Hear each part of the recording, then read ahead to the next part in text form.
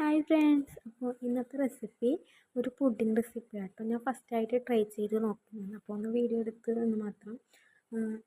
ഒരു 2 മാങ്ങ എടുത്തിട്ടുണ്ട്. അതിൻ്റെ അകത്തേക്ക് ഒരു 1.5 കപ്പ് പാലെടുത്തിട്ട് മിക്സിയിലൊന്ന് അടിച്ചെടുത്തിട്ടുണ്ട് കേട്ടോ.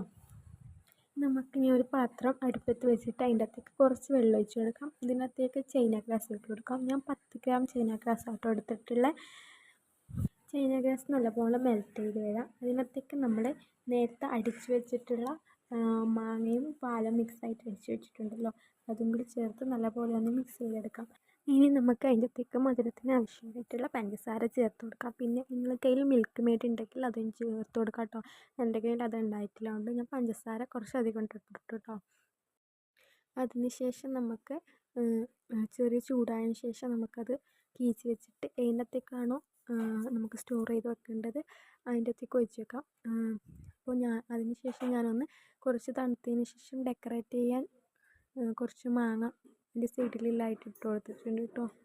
അതിന് ശേഷം ഞാൻ കുറച്ച് സമയം ഫ്രിഡ്ജിൽ വെച്ചിട്ടുണ്ട് കേട്ടോ. ഒരു 24 hours ഫ്രിഡ്ജിൽ വെച്ചതിന് ശേഷം കേട്ടോ എടുത്തിട്ടില്ല. അപ്പോൾ നല്ല ടേസ്റ്റായിട്ട് വന്നിട്ടുണ്ട്. അപ്പോൾ നിങ്ങൾ ഇഷ്ടപ്പെട്ടാൽ ട്രൈ ചെയ്തിട്ട് ഫീഡ്ബാക്ക് അറിയിക്കുക. ലൈക്ക് ചെയ്യുക, ഷെയർ ചെയ്യുക, സബ്സ്ക്രൈബ് ചെയ്യുക. Okay, by.